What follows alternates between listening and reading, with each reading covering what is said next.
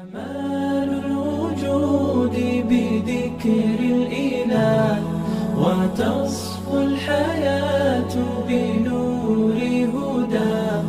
جمال الوجود بذكر الإله. به نام خداوند بخشنده و مهربان. حمد و ثنا بر خداوند متعال و درود و رحمتی به پیامبر محمد علیه السلام. اما بعد، سلام علیکم و رحمت الله و برکاته.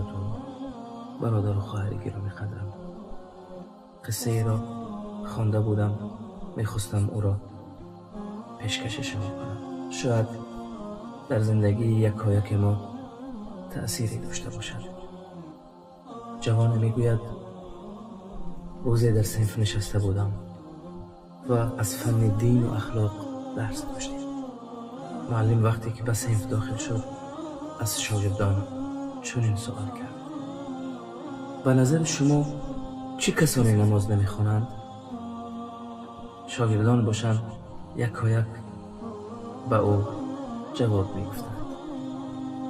یکی گفت کسانی که مرده‌اند نماز نمیخوانند. دومی گفت کسانی که با نمازخوانی آشنا نیستند نماز نمیخوانند.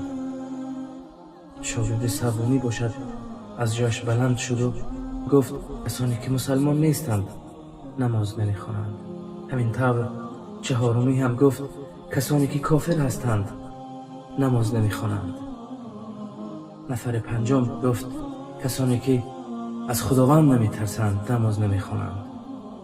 تمام شاگردان فکرهای خیش را گفتند، ولی من به فکر فرو رفتم که من جزء کدام این گروه هستم. آیا من مردم؟ نه. آیا من با نماز خواندن آشنا نیستم؟ نه، آشنا هستم. آیا من مسلمان نیستم؟ الحمدلله که مسلمان هستم. آیا من از پروردگارم نمیترسم؟ میترسم. آیا مگر من کافرم؟ نعوذ بالله. پس چرا نماز نمیخوانم؟ با خود گفتم خب اگر شب اول قبر از پیشت سوال کنند که زنده بودی، با نماز خواندن آشنا بودی، مسلمان بودی، از خداوند میترسیدی، پس چرا نماز نمیخواندی؟ چی جواب میدهی؟ یک تکان خوردم و از همان روز تصمیم گرفتم که اصلا دیگر نمازم را ترک نخواهم کرد.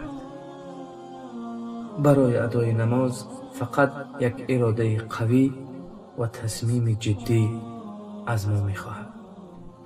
روز محشر که جانگداز بود، اول پرسش از نماز بود.